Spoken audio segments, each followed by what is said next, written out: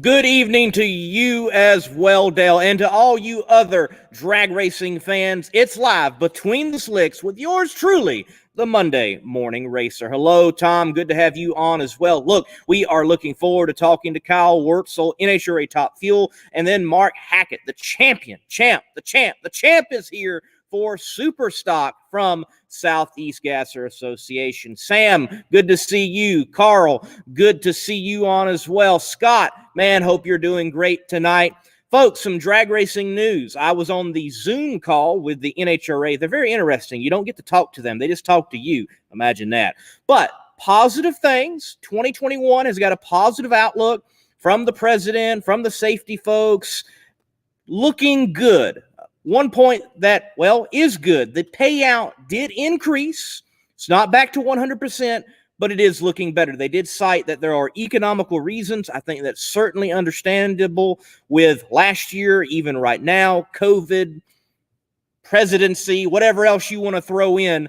But economically, not quite there yet to give the 100% payout as it was. Hopefully those days are back soon. Speaking of back soon to days as normal, Dr. Surface did mention that, the NHRA doctor, they are hoping that within 3, 4, 5 months, we will be back to normal. We'll reach herd immunity, and maybe we don't have to wear masks. But still, wash your hands, folks. Wash your hands. That's a good thing.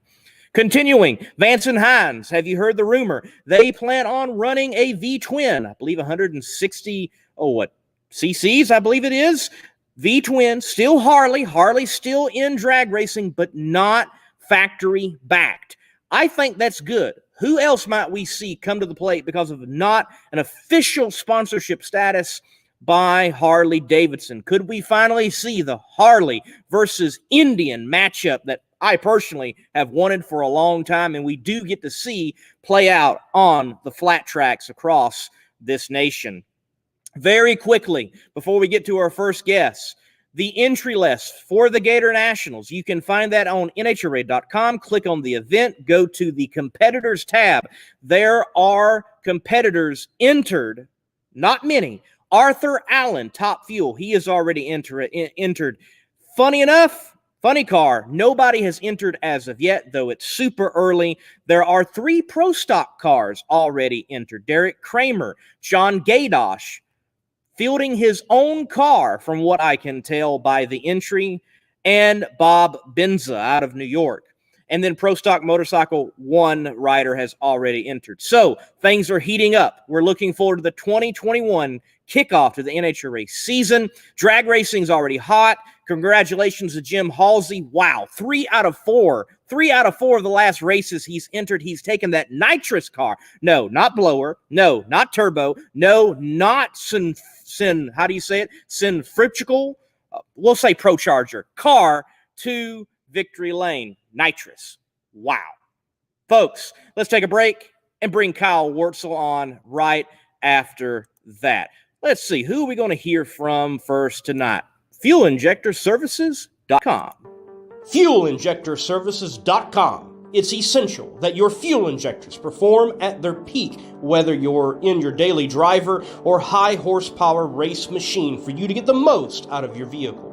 At FuelInjectorServices.com, we maintain precision fuel injectors with cleaning and flow testing, as well as providing the sale of genuine brand name injectors. It can all be done at FuelInjectorServices.com, the home of Flowzilla, one of the largest injector test benches in the country. Check out FuelInjectorServices.com. Veteran-owned, racer-tested, aerospace refined. Kyle Wurtzel, man, great to have you on Between the Slicks. This show is a show that I have always hoped to, talk to guys such as yourself, part-time drag racer doing at the highest level, but not so, so to speak, the full-time ride type of guy. So, man, look, great to have you on. How you doing? I'm doing fabulous. Thanks for having me on. Yes, sir. Yes, sir. So to bring people up to speed, where do you hail from? Where's home, man? Home is Warsaw, Indiana. So it's about straight north of Indianapolis, 2.5 hours. All right, so an Indiana boy, definitely the Lucas Raceway Park would be home for you. And yep. I know that you were able to participate in several events there last year. Worked out for having so many Indy races for Kyle Wurtzel Racing.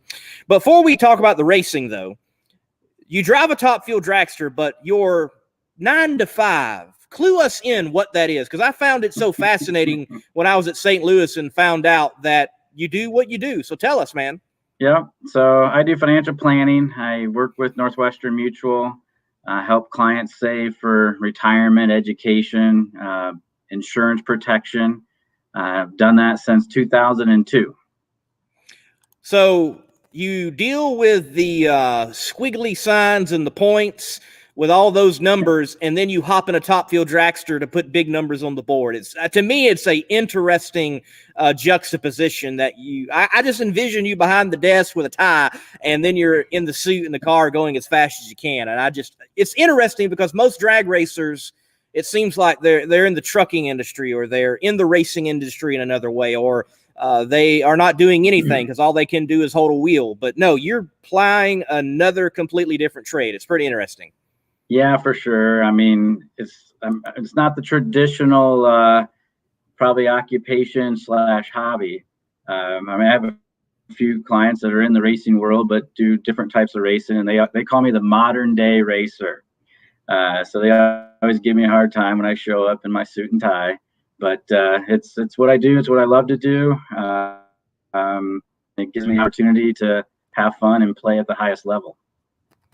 All right. Well, look, this worked out, I think, very timely, because I asked you to come on, and then all this Robin Hood GameStop stuff happens, and I'm like, hey, I got a financial guy coming on. Maybe he can explain to all us drag racing fans what happened. So dive into that for us, man. What did, in fact, transpire? Talk to us. It's pretty amazing, really. It's never really happened to this extent before.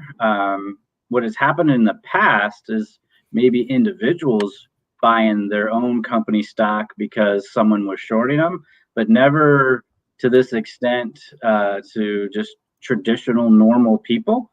So you have a hedge fund that's made up of usually typically very wealthy people are participating in it. And the hedge fund manager decided to short GameStop. So he thinks that GameStop is value of the stock is going to go down or potentially go away someday.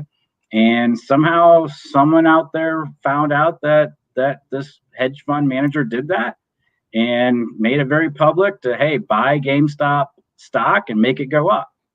And I mean, it's supply and demand, right? So if a lot of people are wanting to buy something, what happens? The price goes up.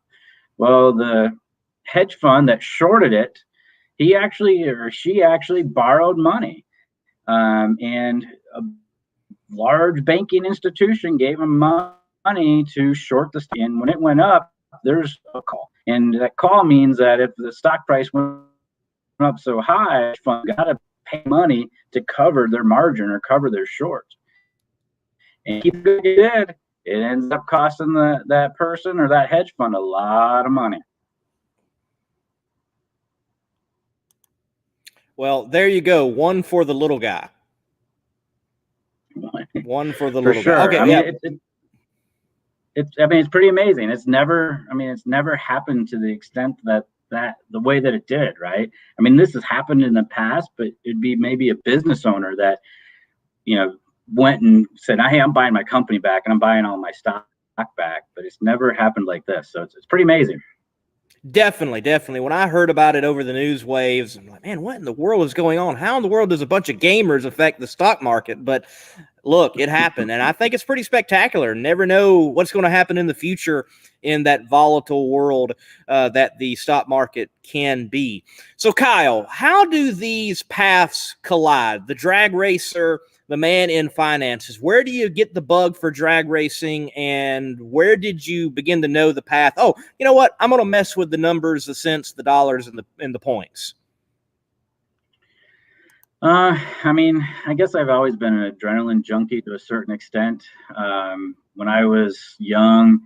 I grew up on the lake. I started barefooting when I was 9 years old. I skied on a ski team, and just really enjoyed that adrenaline rush, I guess. And went to college, and I was a finance economics major. Just enjoyed numbers. And when I finished my career, I found Northwestern Mutual, and that's where I started. I've been with Northwestern since '02, the only company I've really worked for from a full-time basis. And I got to know a gentleman by the name of Troy Martin, who lived just literally 2 miles from my house when I graduated college. And he was into drag racing, and hung out with him a lot, and really started getting the bug for it. And like, wow, this is pretty cool. And at that time, he was running 10.5-inch tire outlaw car through places like Outlaw Street Car Association and those types of things. But he was also building a nostalgia funny car by the name of the Chi-Town Hustler. And as I was helping him kind of do both of those things, and said, hey, if I bought a funny car, would you help me create a nostalgia car? And that's kind of how it started. He helped me build that nostalgia car. I eventually got permission from Al Bergler to run the Motown Shaker. And then Troy and I ran around for 4 years, 5 years, match racing all over the place, just, at other various events. And my goal was to move up in the class, but like everybody else, I had to wait and be patient, and it took time. And finally got to a point where it was, financially I could afford to. And I actually had a funny car chassis built, and I was going to run NHRA funny car. And that class got dropped.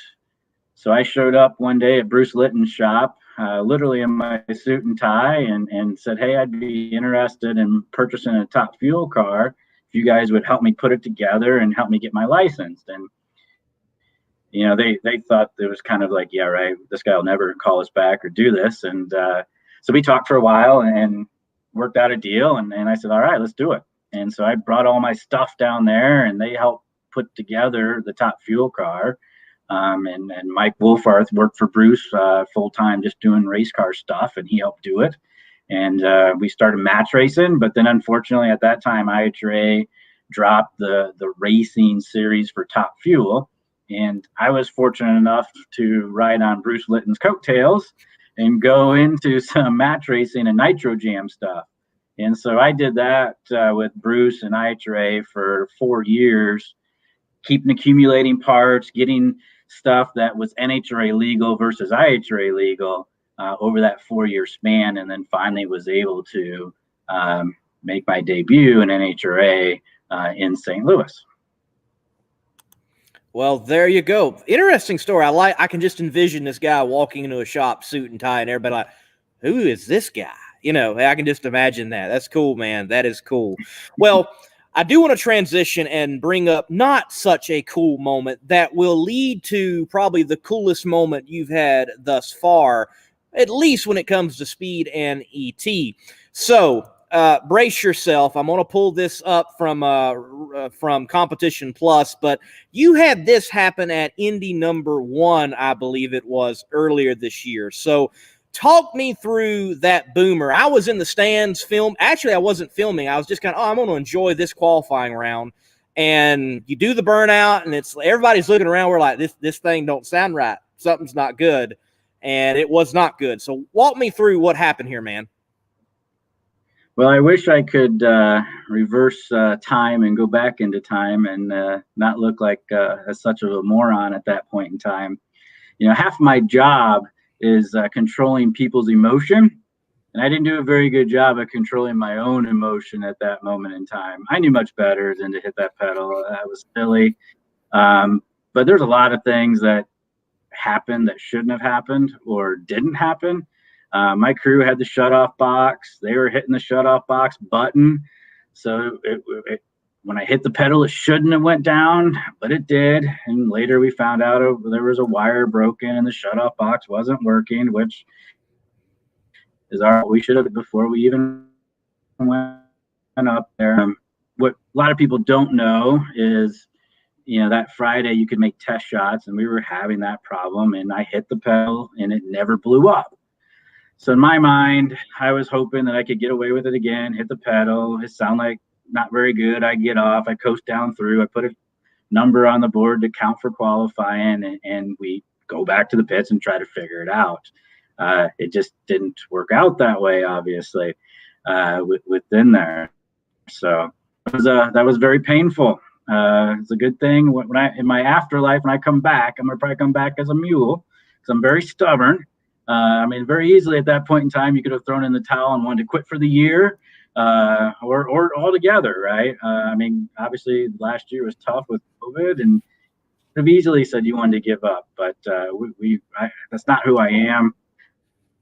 Back to the pits and shook our heads and talked about it and said, we got to find the problem. Yeah, I noticed, it was the day after y'all loaded up, you went away and like, hey, we're going to fix this thing. And you brought it back. And I remember y'all being joyful at like smoking the tires, because that meant y'all did something right. Like we're on the right track here. And now I do remember that very day walking by your pit, and there were several gray shirts over there, and I call them gray shirts. And I figure that the people in the NHRA that have gray shirts, they carry some weight with them. So what was the conversation with them like? Was it kind of like, now, Kyle, or was it like, what happened? I mean, what's the dialogue in that moment, or is it more of a monologue from the sanctioning body? It's a dialogue. I mean, you're trying to figure out what's happening, what's going on. I mean, literally from 2019 to 2020, the only thing we changed on the car was the ignition box. I ran the old red ignition box. NHRA outlawed it from 2019 to 2020. You had to go to the grid, and that's the only thing we changed. And really, a caveman could change it. You unplug it and you plug it in. And for whatever reason, it was not working correctly. And so they were just trying to figure it out. And we had a lot of people helping us. People that, I wasn't paying to help me, that they were just being very generous and trying to help. MSD guys were there. Todd Payton was there. I had the Lagana brothers there. Everybody was willing to come over and help. And you had a lot of crew chiefs that were like, they were stumped, like, why is this happening? And at the same time, I didn't have any silly guys that weren't very running my car either. And it was just it was a terrible period of time that eventually got it figured out. You definitely did get it figured out. Now, I brought all that up to rehash it. Not that I really wanted to, but I think the journey from that to what you did at your last outing is pretty spectacular. So I'm going to play some footage. Folks, you're going to see Steve-O first, and then you'll see Kyle come in the frame. And you're going to notice Alan really pays attention to Steve-O, but I want you to pay attention to the far lane at St. Louis. There you have, wash your hands and watch your distance. Here in Illinois. Number one. Steve-O on the right side. Kyle Wurtzel on the left side.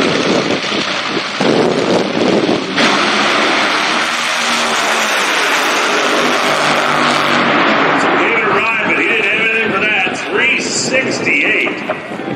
329 miles an hour. That is the second low ET of race day and the third low ET of the entire weekend. 3.687. 329 for Steve Torrance. Kyle Wurtzel goes 3.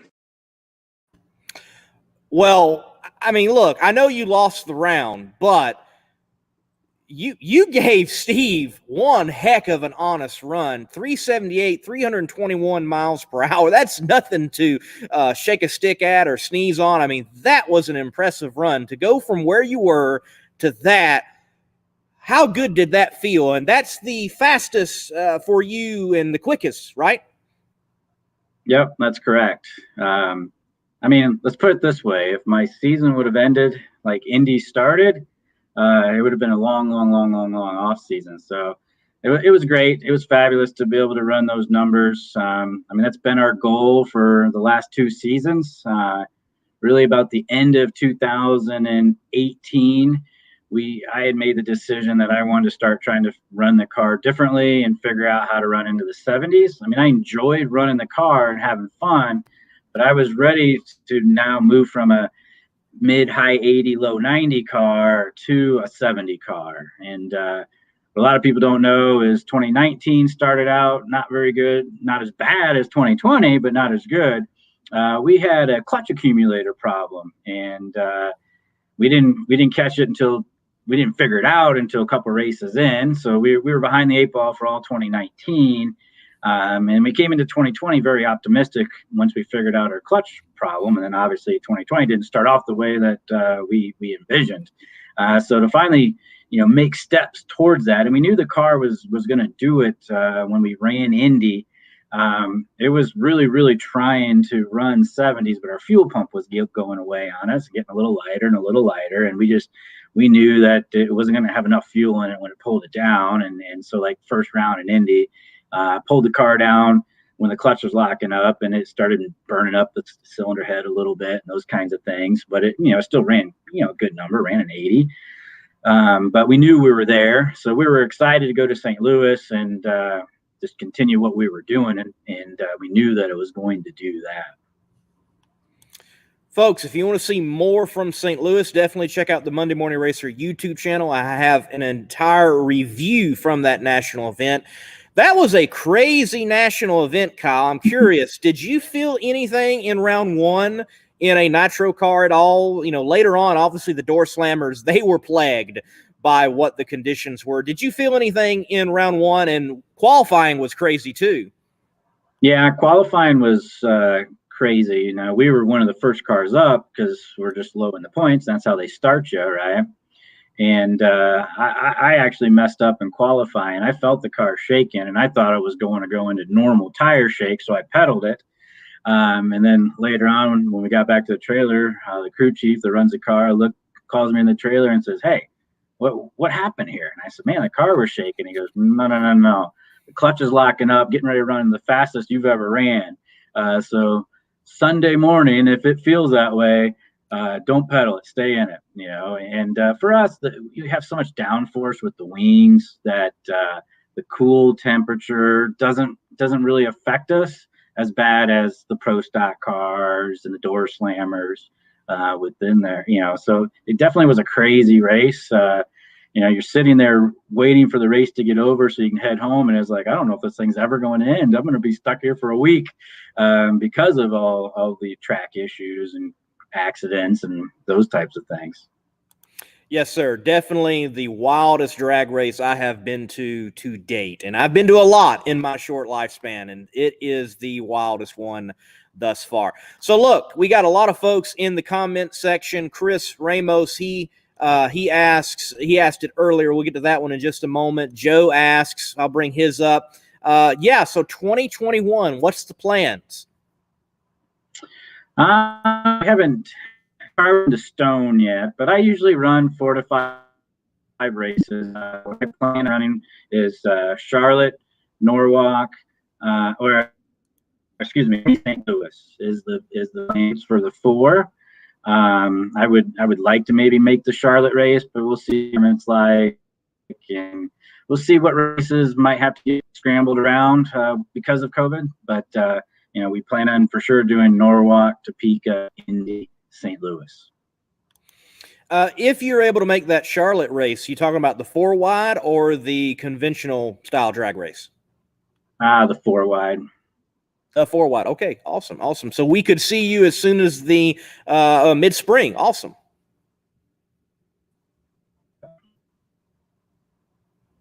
Kyle, do we still got you? Okay. Yep. Yes, there sir. you are. I'm here. I'm here. Okay. Awesome. All right. You can hear me now, Verizon. There's a plug. Pay me later, Verizon. Take something off my bill, please. So, Chris, he did ask the Super Bowl. It's this weekend. You got a horse in the show, man? Rooting for anybody in particular? I'm a Colts fan, so I guess care either way. But I was born in Michigan, so I've always been a Michigan Wolverines fan. So Mr. Tom Brady, I guess I got to root for him. He the old dog. Let's give him another trophy. It's pretty amazing. I mean, I just can't it amazes me for his age, the level he's performing. So I guess I got to vote for Mr. Brady and get another trophy. That other young kid, Mahomes, he's pretty awesome. I mean, he could very be the best quarterback ever. He's still young, so he's got a lot of time.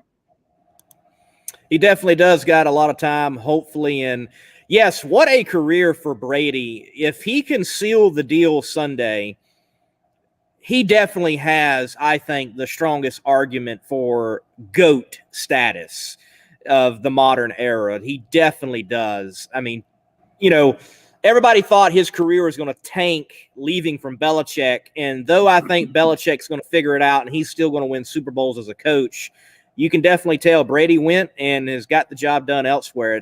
It's outstanding. It really is.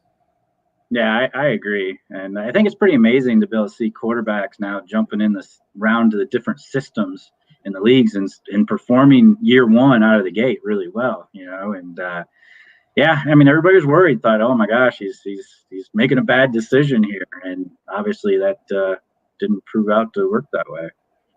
Yes, I would love to go back and look at the odds of Tampa Bay winning the Super Bowl at the beginning of the year. I think that would be interesting to see, and if anybody has put any money on it and how they'll turn out and where that might go.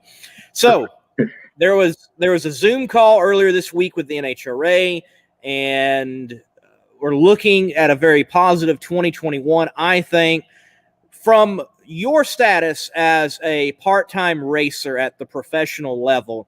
And I definitely think this is going to be a year that the NHRA has got to lean on part-time racers more than ever before. Because I work with Doug Foley. I'm trying to help the Leverage Gang out, and those are part-time teams. They got to help those teams out. Those teams have got to be there to make the field. Arthur Allen's already entered for the Gator Nationals part-time team. So what do you think the state of the NHRA is, and what is it you feel that the NHRA needs to do to assist part-time teams as yourself? It's a good question. That's a hard question. I mean, I think the state of the union is okay. I definitely think you're going to see part-time teams make up a big piece of the field. And, I think NHRA's got to look at that and realize, like, wow, we really need guys like myself and the Foleys and the Leverages out there. And they got to continue to come up with ways to help us.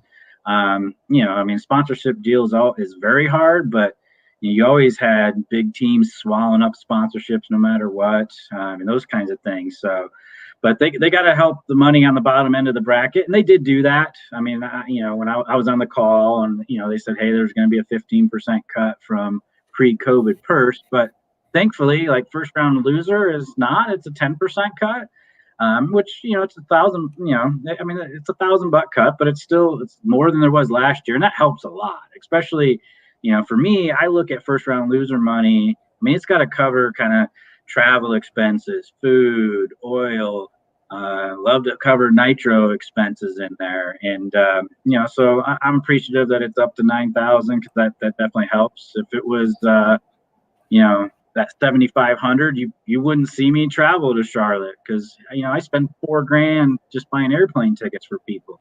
And so, they have to take care of the bottom end of the payout, and they are. And so that'll help the little guy keep staying out there.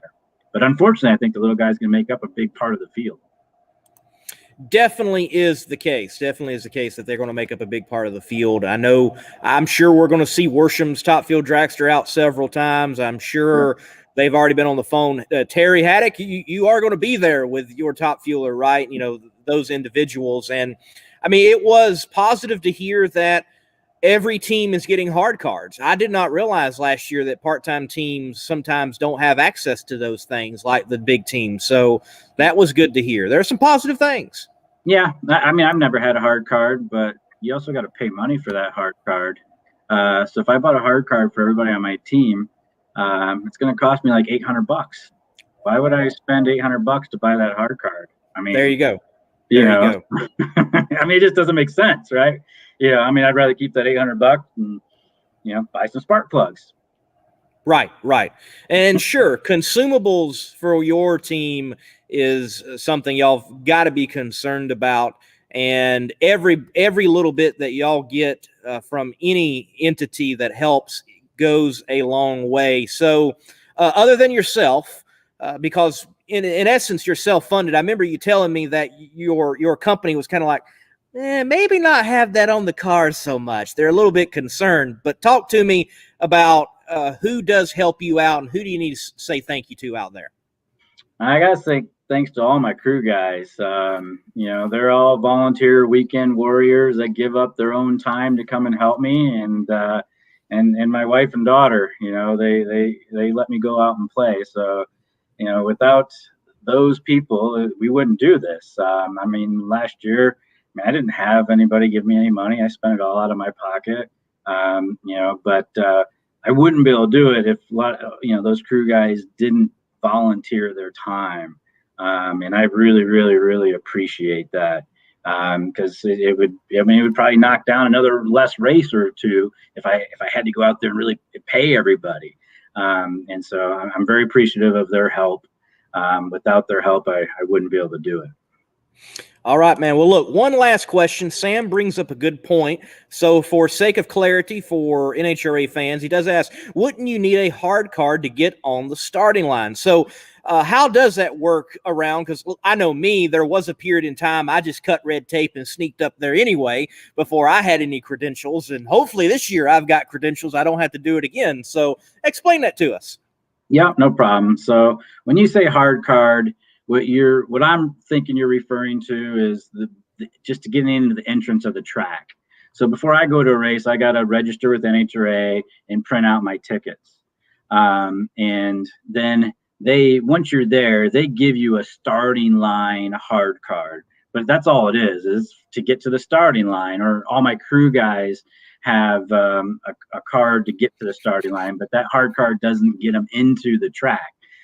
So I end up printing off a paper ticket that they allow you to do to get into the facility. And folks, I can tell you, and Kyle can attest, when you start getting into all the cards, it's not one. No, there is the hard card with, like, last year had the green badge, which can like get you in and out. I think that's what you're referring to over the paper ticket.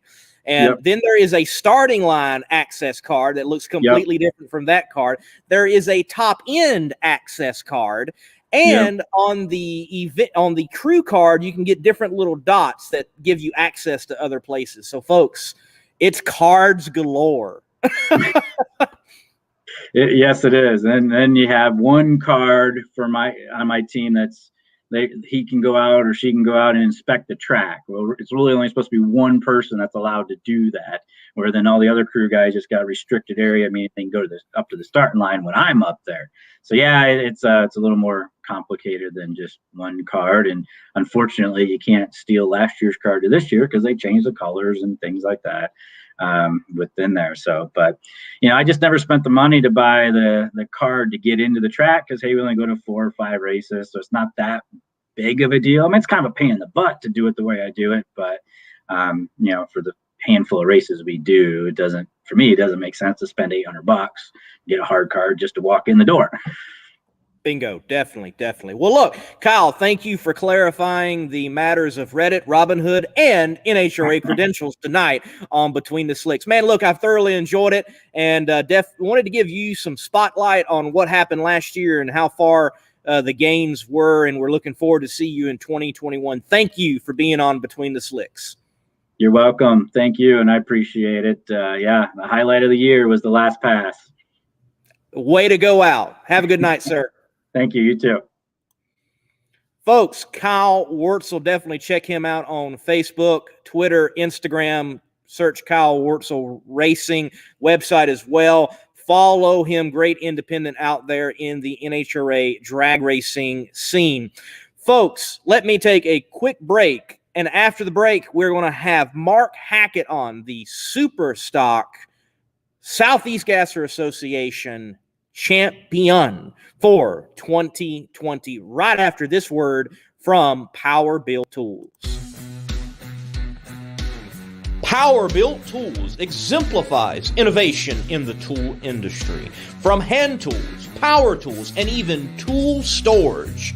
Check out powerbuilt.com for Power-Built Tools. And remember, use promo code MMR15 for 15% off at purchase.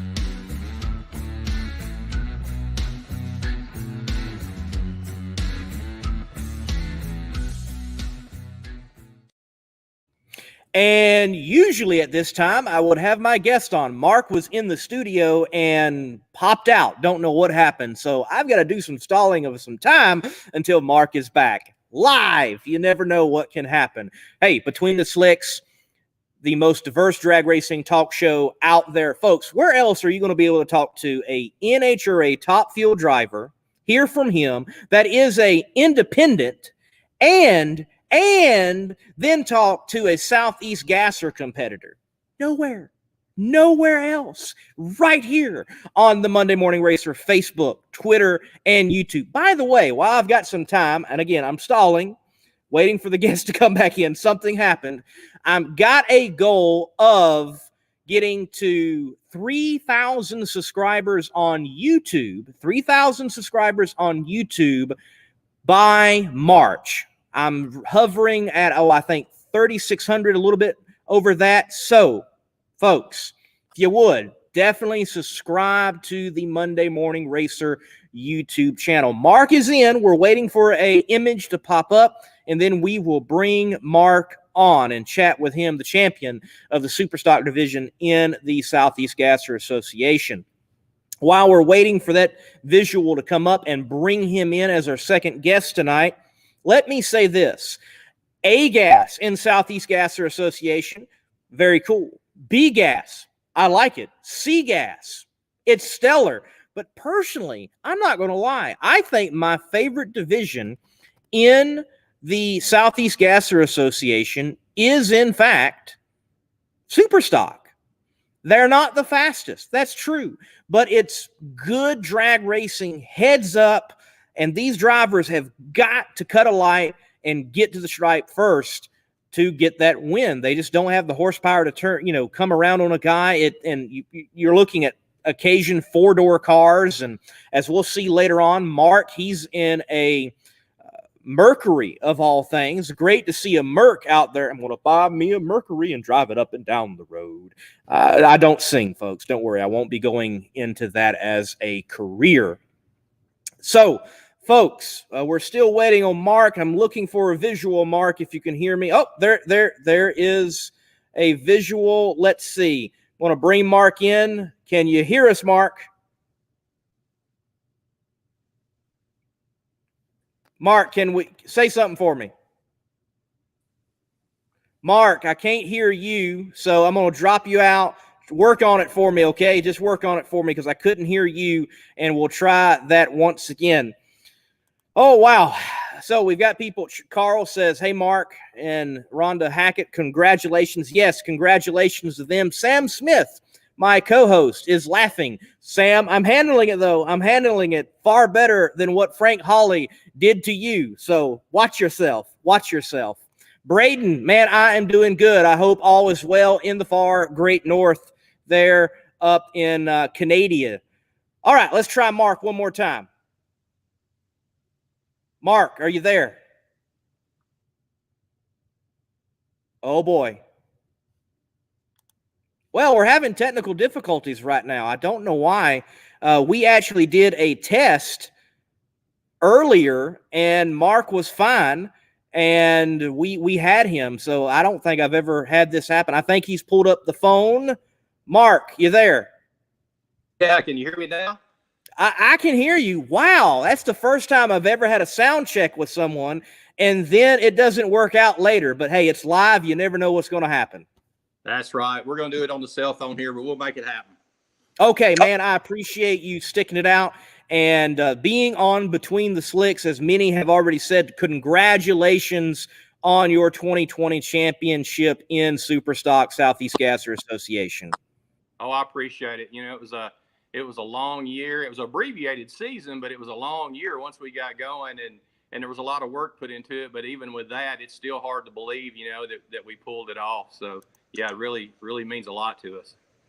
Spectacular. Look, I'm going to bring up a video so people can get familiar with your car, and we're going to dive in on that exact thing, your car, and why Super Stock in the Southeast Gasser Association. And that's not the video. The video upcoming now.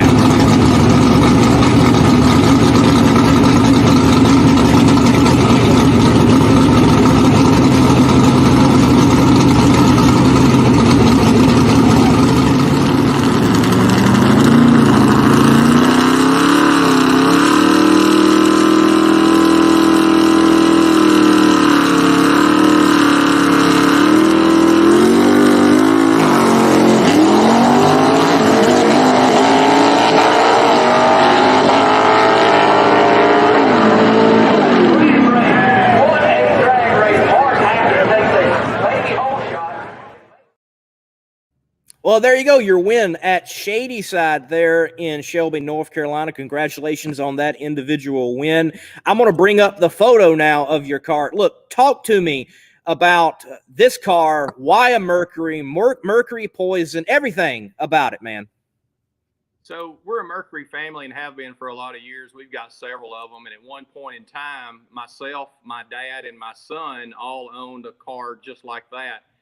65 two-door hardtop. That car there that we actually raced was my dad's. We lost Dad in 2010, and he left that behind for us to enjoy. And so we figured that racing in the SEGA Super Stock class would be a good tribute to him.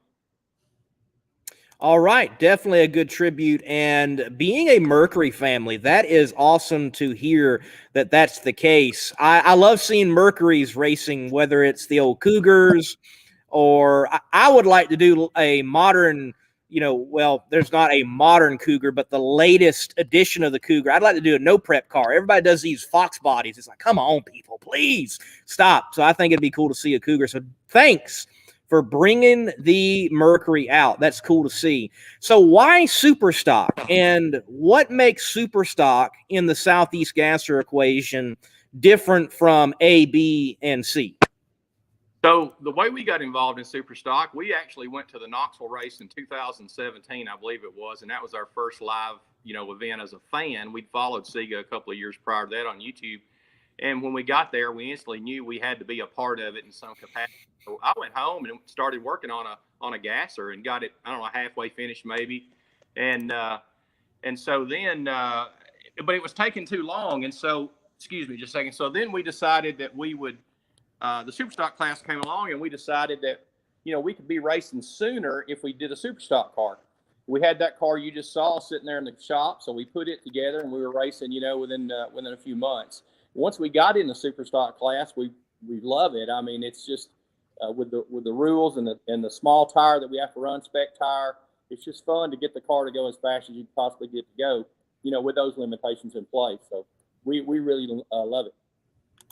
Awesome. Well, let me do some housekeeping here. My partner on Competition Plus, Sam Smith, says, hey, now, don't talk about the Fox body. Remember, we work together. And, yes, you need to get a different car, Sam. That's how I'm going to handle that. And Stacy Welch, thank you, because I love having these SEGA drivers on. Definitely want to give a platform some way, somehow, for folks to learn more about them and hear from them, just like Mark Hackett here, the SEGA Super Stock champion.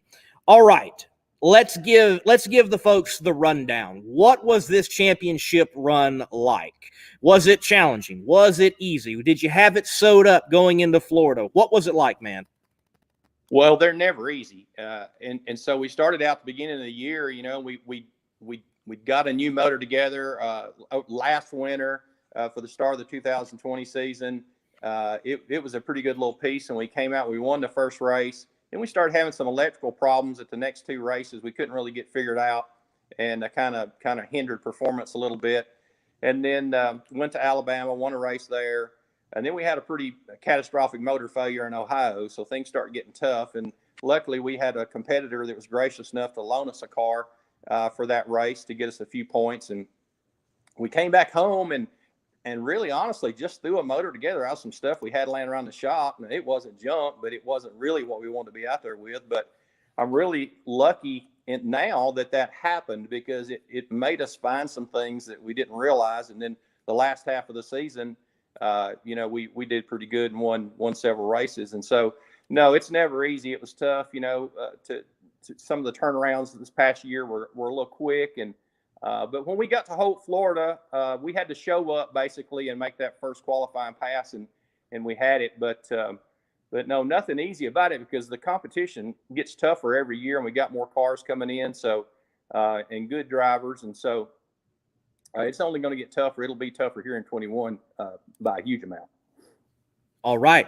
So Todd Yountz, excuse me, Todd, if I'm not getting your last name right, and he is a drag racer himself. He participates in the PDRA in Top Dragster, as I recall.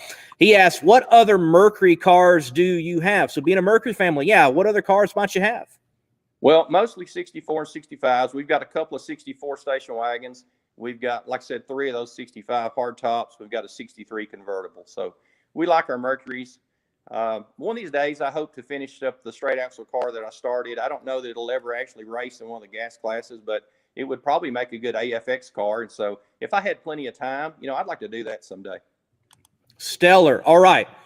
Mercury of all time that you would like to have. What is it? What color? So on, so on. Well, obviously I like the 65s, and I would like to have probably either the original Dyno Don wagon or the car you ran in 65, the two-door hardtop you ran in 65. For me, it's the nostalgia drag racing that I really enjoy, and the history of it. So probably one of those two would be my favorite. Stellar. I myself, there's something about the Mercuries. I wish they were still around. I understand the economics of the time and why Ford did what they did, and even GM, but man, really liked the Mercury brand and what they were doing so many years ago, especially the Cougars. I'm an early Cougar fan. I love those things, the luxury side they had, and yet the muscle car that they were before they, just made them not what they should have been. But that's a whole nother story entirely. So out there in the super stock class for Southeast Gasser Association, the guys that I've had on already, I have asked them what their racing background was. Spinney, I believe it was, has a very interesting background, and a couple of weeks ago with the SEGA champion, like it was the first time he's really stepping in a car from what I was able to gather. What was your racing background stepping into the Southeast Gasser Association? Well, as far as a driver, prior to SEGA, we had a foot brake bracket car that we ran for a couple of years and had fun with that. But then we once we got involved in SEGA, I've put that car back on the street now. So pretty much that and this is all of my driving past. Now I've got some racing background. I worked for about 3 years, I guess, with the late Bobby Hamilton in the early 2000s on his truck teams. And so that taught me how to prepare to race and how to prepare for what might happen during a race and be ready for it. But other than that, that's all the racing we've done. Now, I've always been around things automotive from the time I was a little kid. Stellar. Interesting having a background there with Bobby Hamilton and the truck team. There's a famous chassis, the Freak, wasn't it? Yeah.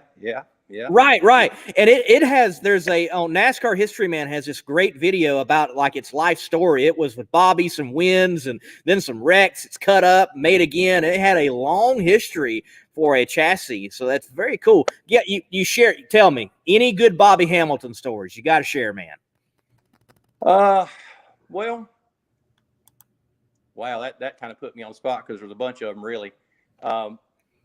Bobby was a prankster, and he always liked to pull jokes on people in the shop and everything else. But the thing about Bobby was he was extremely calm in the race car, and it didn't matter what happened. I remember one time we were at, I'm trying to think now, Richmond maybe, and he was in a truck actually driving. And he went out and made a couple laps, came back in, got out of the truck, took his helmet off, laid it on the top of the truck, started walking the trailer. I'm like, what are you doing? He's like, the truck doesn't have any water in it. He was like, hey, it don't have any water. Well, the gauge never moved. and he didn't get upset or anything. He just walked back to the trailer and let us get it fixed so he could go back out later on. So it's just things like that. He always kept that calm head and never really got upset with anybody. Well, that's definitely different than most race car drivers. Most race car drivers they fly off at the handle, it seems like. That's interesting to hear that Bobby was that way, and I'm sure it was good to work for him and having that demeanor. Now, I think every champion I've had on so far, if I remember correctly, because I've had A, B, C, now you with Super Stock, none of them are from the Southeast. So where are you from? Oh, I'm just east of Nashville. I'm about 30 miles east of Nashville or so. So, yeah, I'm right here in the middle of the South. All right, we got one at least representing this actual Southeast outside of Nashville. So, look, I love Nashville. Been there a couple of times, if I can go vacation somewhere, Nashville is like on the top 5 list. So, for you, even though you're close, some things about Nashville that people can go check out and they ought to see and experience when they're around town. Well, before 2020 came along, the downtown scene was a lot of fun. If you like music and entertainment, that was always a good time. There's a little obscure place here in town called Lane Motor Museum that it's got a lot of odd vehicles and odd cars. If you're a gearhead type guy, things you'll probably never see anywhere else other than in that museum. So I would go there. There's a lot of lakes around here. When we're not racing, we enjoy boating. So if you're here in town long enough to get on some of the lakes, I mean, that's a good thing to do in this area. Jim, right. Spinny, he's from the Monroe, North Carolina area. So that's two. That's not bad. That's not bad out of the classes. That's not bad. So definitely got to get them all, though. Got to get those Yankees not winning championships. Come on, guys. Come on, represent. But no, it is fantastic to see what Quain has done and how it has grown. And what does it feel like to be a part of something that has taken off to the extent that it has? And honestly, to be a champion in the premier level of, I think, nostalgia racing, at least gasser racing. Yeah, you're right. It's amazing how much that the group as a whole, and then especially the Super Stock class, has taken off. I believe I heard a number the other day that there's like around 60 cars being built right now for the Super Stock class. I think we've got 20 something that are either active or very close to being active. And so it at least doubles every year. And it is great to be a part of that. I remember going to I think it was 2018. We ran 5 or 6 exhibition races. We went to the first race in Kentucky, and, we were just there trying to figure out what we were doing there. So since then, the class has really evolved. We run on a Hoosier spec tire that keeps our class really the racing close and keeps everybody equal. So, and we've got a real tight rules package that keeps racing close also. So it's fantastic to see the new drivers come in. There's a lot of youth coming in, young drivers. And so I'm proud to see that. And I'm just having the time of my life, I'll tell you right now. Stellar. Jim, look, thank you for watching Between the Slicks. Love having the SEGA guys on. I appreciate you saying thanks to me. And Bethany chimes in. We love racing with SEGA, Chicken Bone, Smith Brothers Racing. So, Mark, this offseason, a lot of people would think, oh, well, you're Super Stock. There's probably not a lot to do to the car compared to like A-Gas, the fastest ones at the track. But what are some things that you're going to put the car through for maintenance and get ready for the 2021 season? Well, we'll pull everything down and check everything. We're putting a new motor together for this year. We'll pull the transmission down, go completely through it, make sure it's good, ready to go. Same thing with the rear end. We're probably going to lighten the car up in some places, move some weight around a little bit. So there's always something to do on these cars. You think you've got everything you can possibly do to them, but you'll always find something else that you can change. Always can find something else. That is for sure. So on Competition Plus Power Hour, we had Quain, maybe a month or two ago now, and he mentioned one rule change, made it public, I think before any of the others, that the shift light was going away. So is that something that affected you, or were you doing it without that anyway?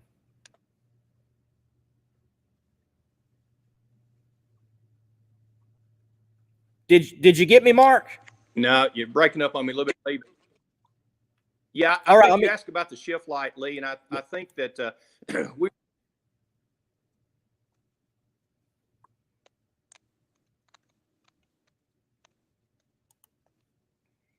Can you hear me, Mark? Lee?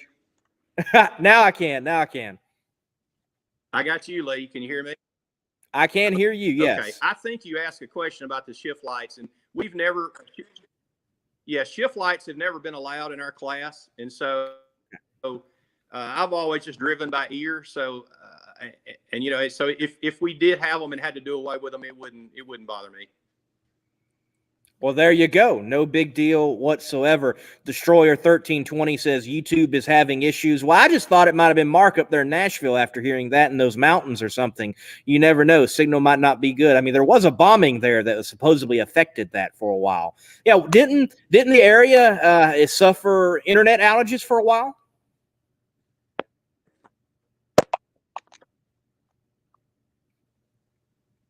Mark, can you hear me?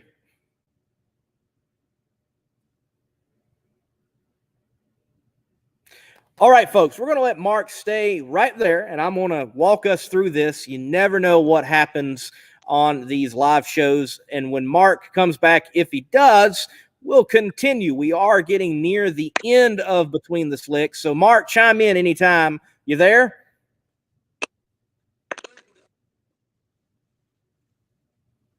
Lee, can you hear me at all right there? Yes, I can hear you.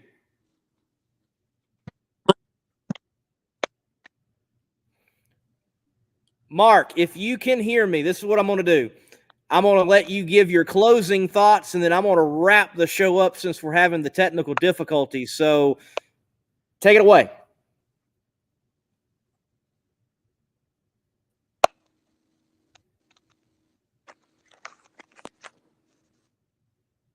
Oh, boy. This is what I'm going to do. I'm going to drop Mark out. I'm going to try to bring him back so we can get a last word from him, and then we will end the show tonight Between the Slicks. Definitely some great answers from Mark, though, already. Mark, let's try it again. Can you hear me? Man. Well, this is what we're going to do, folks. Just like Jim chimes in, he says, bummer. I'm going to try one more time. Third time's a charm, right? Let's try it again. You there, Mark? Oh, no. Mark, hang on for me. Let's see if I can at least chat with you after the show. Folks, sorry that has happened. That's the worst technical difficulty I have had so far with doing this live show. No worries. Had some great time there with Mark. He is the 2020 Southeast Gas Association champion in street stock. Sam, look, thank you for chiming in and saying great show. I appreciate that. And Susan, thanks. Yes, I appreciate it. Thank you. I love being able to get these Southeast Gasser guys on and gals. Maybe we'll get some of the backup girls on later. That'd be kind of cool. Maybe we need to do that. That would definitely be cool. Well, look, we're at the end of the show. We've been having some problems. We've had to pedal a little bit and get back in it, give it some clutch, and get down the track to the finish line. The chutes are out. We got to wrap up. Folks, remember, I've got a goal, March, to be at 3,000 subscribers on YouTube. Please, if you would, subscribe to the YouTube channel and tell folks right here on Monday Morning Racer, the most diverse drag racing talk show that there is. It's Between the Slicks. Folks, thank you. And until next time, God bless and keep the pedal